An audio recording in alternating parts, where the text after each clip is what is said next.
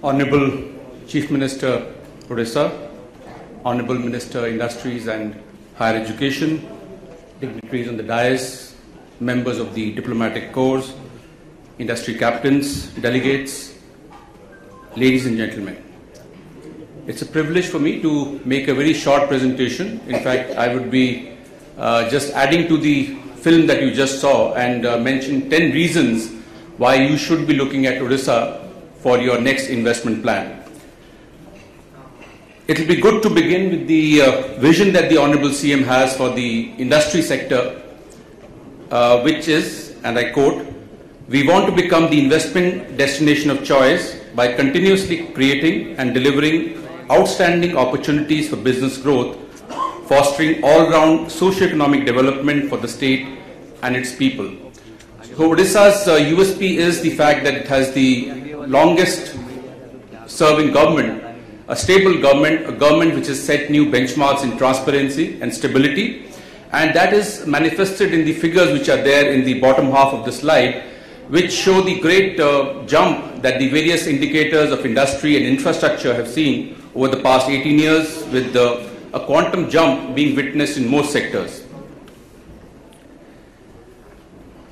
The thrust that the state government has given of late to ensure that the investors have a smooth sail, have a soft landing, so to speak, has seen that has seen a great spike in the investment proposals that we've got in the recent past, and as has already been mentioned, consistently for the past almost 1.5 decades, we have seen a higher growth rate of the state economy vis-a-vis the national average. The state has a very focused approach to industrial development, and there are 6 sectors that the state is focusing on. Food processing, including seafood, by virtue of the fact that we are a coastal state, chemicals, plastics and petrochemicals, textiles and apparel, downstream to the metal sector, electronics, IT and IT-enabled services, and tourism. So the state's vision is to attract 2.5 lakh crores of new investments in these sectors and create 3 million new jobs in the state by the year 2025. So for all these 6 sectors, there are dedicated policies, and also the requirements with respect to skilling, with respect to the infrastructure, are all factored in as the state is rolling out this implementation plan for the OIDP 2025. The advantage number 3 is that the development is led by infrastructure, because we are of the firm view that in case the state is able to offer good infrastructure for industries, they are bound to come. So we have 3 ports, deep water ports at Paradip, Dhamra and Gopalpur. It's a power surplus state. It contains 11% of the country's water resources. There's a natural gas pipeline about which I will just mention in a little while. It is part of the East Coast Economic Corridor, so the entire eastern part of the state, the entire length is getting covered by the East Coast Economic Corridor. There are these huge investment regions. I am not too sure whether any other state in the country has the kind of investment regions and clusters which are coming up in Odisha. So beginning with the PCPIR, one of the 4 PCPIRs, the Petroleum, Chemical and Petrochemical Investment Region coming up at Paradip, anchored by the refinery of the Indian Oil Corporation. Then the National Investment and Manufacturing Zone at Kalinganagar, which is the steel hub of the country. We have the Dhamra Investment Region coming up, which is anchored by the Dhamra port of the Adani Group, and the Info Valley, which is a zone dedicated very close to Bhubaneswar for the electronic and the IT sector. Besides which, there are many of the sector-specific parks, because as I mentioned that the thrust is on infrastructure. So in case we are able to create common facilities for the industries which are in the similar sector, obviously the cost of doing business will go down radically.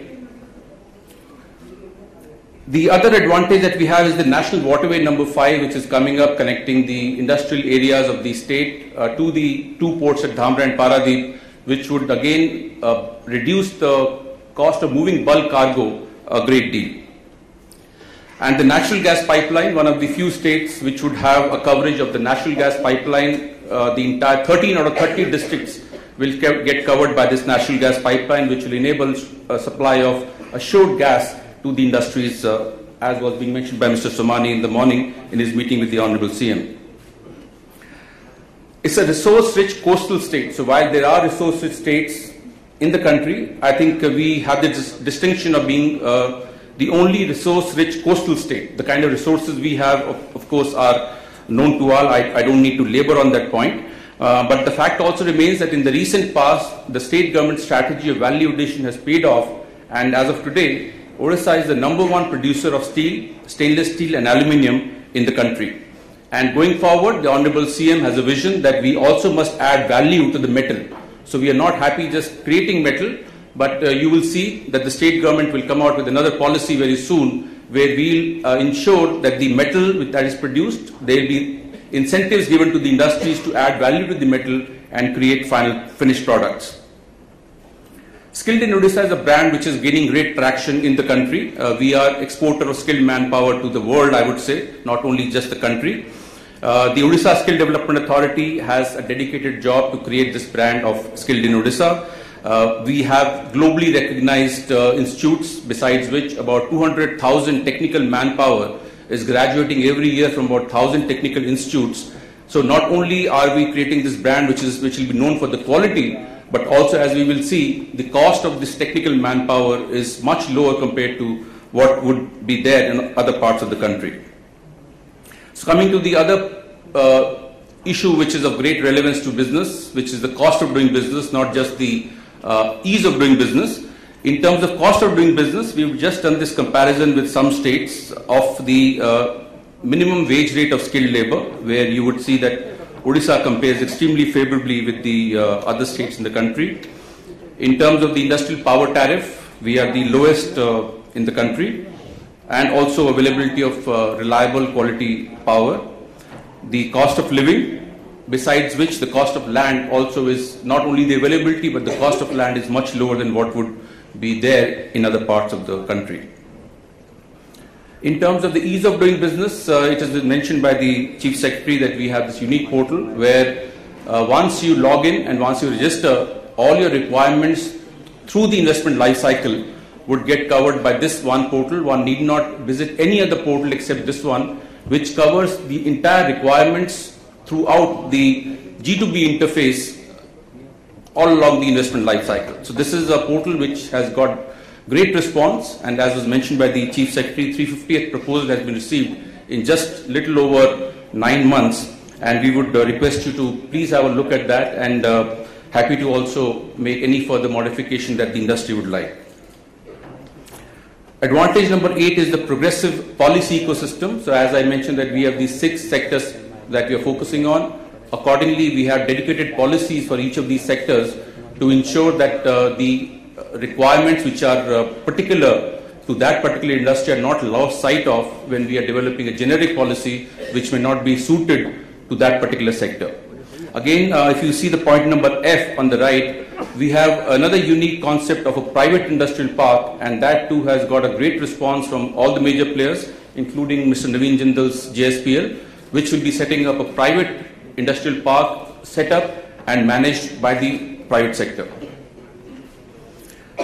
Advantage number 9, which is something which has been an issue in many parts of the country, including ours, and we have taken care of that now by setting up this land bank of 120,000 acres, which is available on a GIS-based platform where you can not only locate land giving any search criteria. For example, 15 kilometers from the port, I need a patch of 10 acres. So this will give you the various options available.